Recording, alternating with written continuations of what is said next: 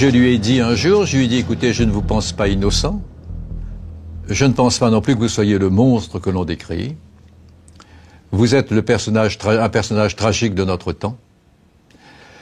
Je ne vous vois ni meilleur, ni pire non plus qu'un officier américain au Vietnam, bombardant au napalm des populations civiles. Je ne vois pas de différence entre vous et un officier russe à Kaboul et certains officiers français à Alger. Barbie m'a fait brûler les jambes, monsieur. Vous vous rendez compte pourquoi il m'a fait brûler mes jambes? Pourquoi il m'a envoyé? Combien de fois qu'il m'a torturé? Combien de fois qu'il m'a torturé? C'est lui qui, le premier, m'a flanqué cette paire de gifles. C'est lui qui m'a interrogé. C'est lui qui m'a envoyé en déportation.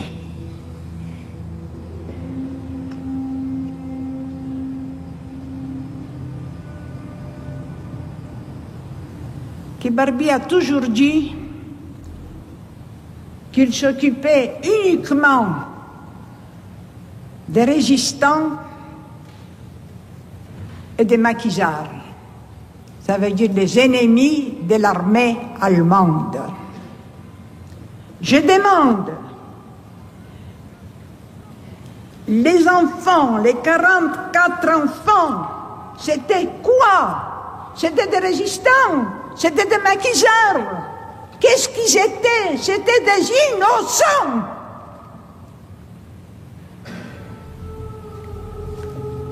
Comme n'importe quel Français habitant de ce pays, nous savons très bien que le sort des enfants juifs était en effet une question sur laquelle le pouvoir politique en France était intéressé, puisque, et vous le savez, mesdames, messieurs les jurés, la proposition de déporter les enfants juifs est une proposition française.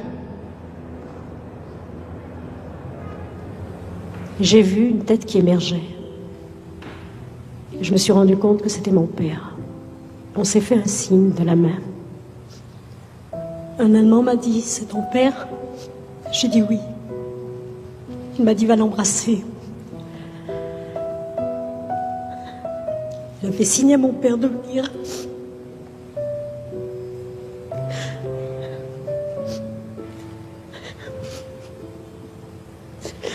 Et au moment où il allait m'embrasser, non merci monsieur, au moment où il allait m'embrasser, on l'a fait mettre à genoux et on lui a tiré une balle dans la tête. C'est pas Barbie qui lui a tiré une balle dans la tête, mais c'est Barbie qui nous a envoyés là-bas. J'étais un homme, comme il vit encore, un homme comme ça. Tribunal français, n'oubliez pas non plus que Klaus Barbie, dans son lugubre travail, celui d'une armée d'occupation, avait la légalité pour lui. Il avait pour lui la légalité française, au nom de l'humanité, au nom de la loi. Acquitté sans plus tarder Klaus Barbie, victime expiatrice par trop commode d'un bataillon de la vengeance qui n'est pas l'armée des victimes innombrables et fraternelles. La pauvre, l'immense armée sans visage et sans nom, et qui recrute toujours, encore et aujourd'hui, et toujours et sans relâche.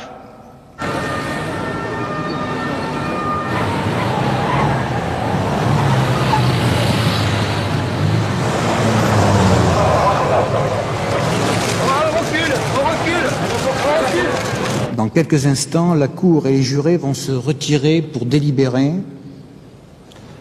Je vous pose donc la question. Avez-vous quelque chose à dire pour votre défense? Oui, Monsieur le Président. Quelques mots en français.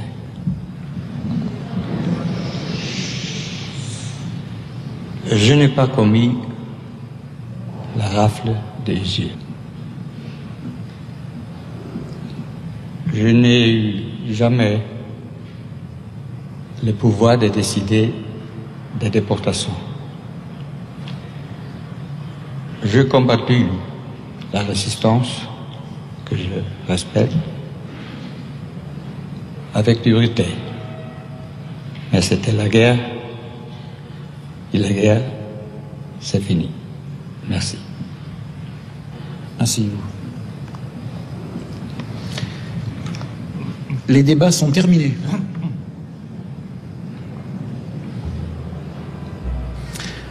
Bien, accusé Klaus Barbie, veuillez vous lever s'il vous plaît. Voici les réponses de la Cour et du jury aux questions posées. I don't see my father as a butcher. I've seen him as a very kind, very sweet father. Very tender. And for me, all those accusations and defamations are still a war consequence. Maybe I'm feeling like in the war again. For us, the war hasn't finished. La Cour et le jury condamnent à la majorité Klaus Barbie à la peine de la réclusion criminelle à perpétuité. L'audience criminelle est levée. L'audience... Silence, s'il vous plaît, je vous en prie. Silence, s'il vous plaît. Silence, s'il vous plaît. Un petit peu de dignité, s'il vous plaît. You could look at Iraq as a good example. You could look at Afghanistan, how to fight the Russians, we used the most extreme fundamentalist Islamic groups. We were never really willing to use people who were just simply Democrats. If the ends justify the means, and if you're willing to use Nazi war criminals, then where do you draw the line ever? Je constate que le lieutenant Barbie est condamné à une peine perpétuelle, alors que, à Nuremberg, l'amiral Dönitz, successeur d'Hitler, Baldur von Schirach, Gauleiter d'Autriche, n'ont pas subi de peine perpétuelle. Manifestement, nous dépassons nos maîtres en la matière.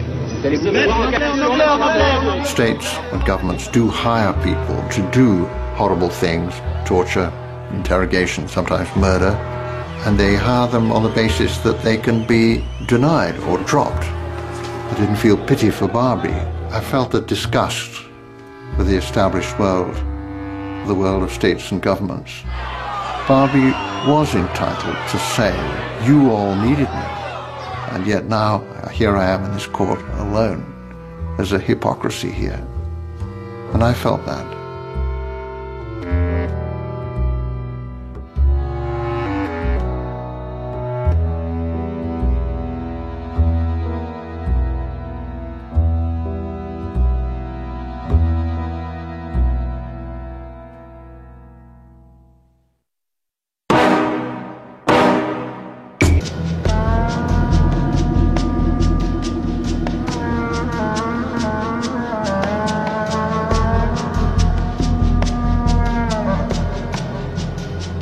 Je lui ai dit un jour, je lui ai dit, écoutez, je ne vous pense pas innocent.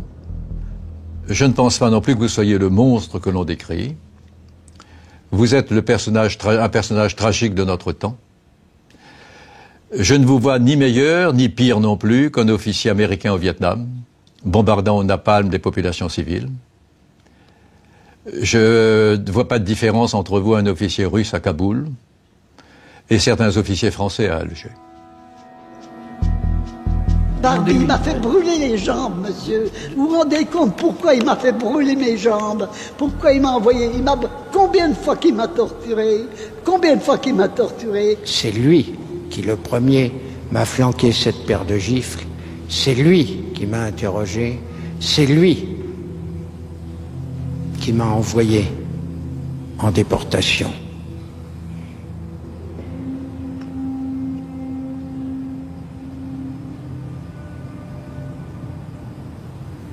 Que Barbie a toujours dit qu'il s'occupait uniquement des résistants et des maquisards. Ça veut dire des ennemis de l'armée allemande. Je demande, les enfants, les 44 enfants, c'était quoi? C'était des résistants? C'était des maquisards. Qu'est-ce qu'ils étaient? C'était des innocents.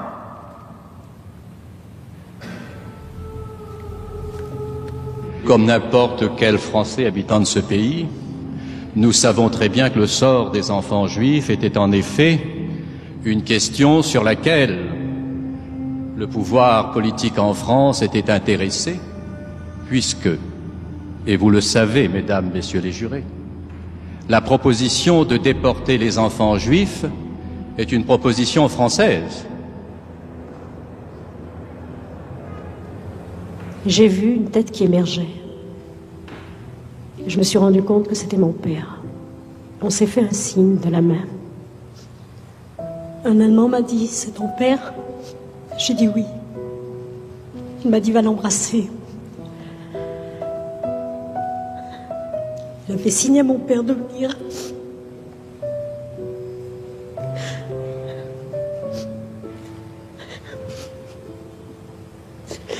Et au moment où il allait m'embrasser, non merci monsieur, au moment où il allait m'embrasser, c'est lui qui m'a interrogé, c'est lui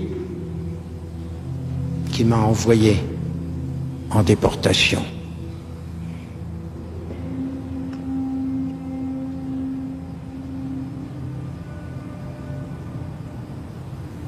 Que Barbie a toujours dit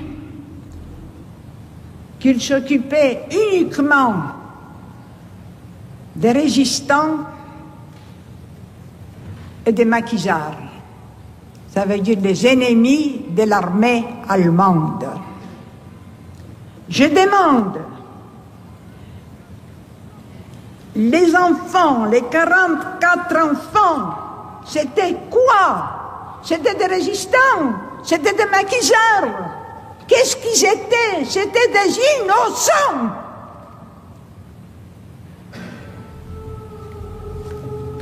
Comme n'importe quel Français habitant de ce pays, nous savons très bien que le sort des enfants juifs était en effet une question sur laquelle le pouvoir politique en France était intéressé, puisque, et vous le savez, mesdames, messieurs les jurés, la proposition de déporter les enfants juifs est une proposition française. j'ai vu une tête qui émergeait. Je me suis rendu compte que c'était mon père. On s'est fait un signe de la main. Un Allemand m'a dit, c'est ton père? J'ai dit oui. Il m'a dit, va l'embrasser. Il a fait signe à mon père de venir.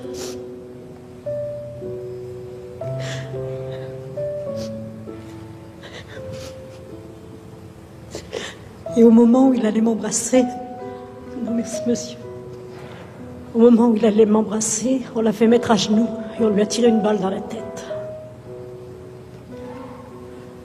C'est pas Barbie qui lui a tiré une balle dans la tête, mais c'est Barbie qui nous a envoyés là-bas. J'étais un homme, comme il vit encore, un homme comme ça. Tribunal français, n'oubliez pas non plus que Klaus Barbie, dans son lugubre travail, celui d'une armée d'occupation, avait la légalité pour lui. Il avait pour lui la légalité française, au nom de l'humanité, au nom de la loi. Acquittez sans plus tarder Klaus Barbie, victime expiatrice par trop commode d'un bataillon de la vengeance qui n'est pas l'armée des victimes innombrables et fraternelles. La pauvre, l'immense armée sans visage et sans nom, et qui recrute toujours, encore et aujourd'hui, et toujours, et sans relâche.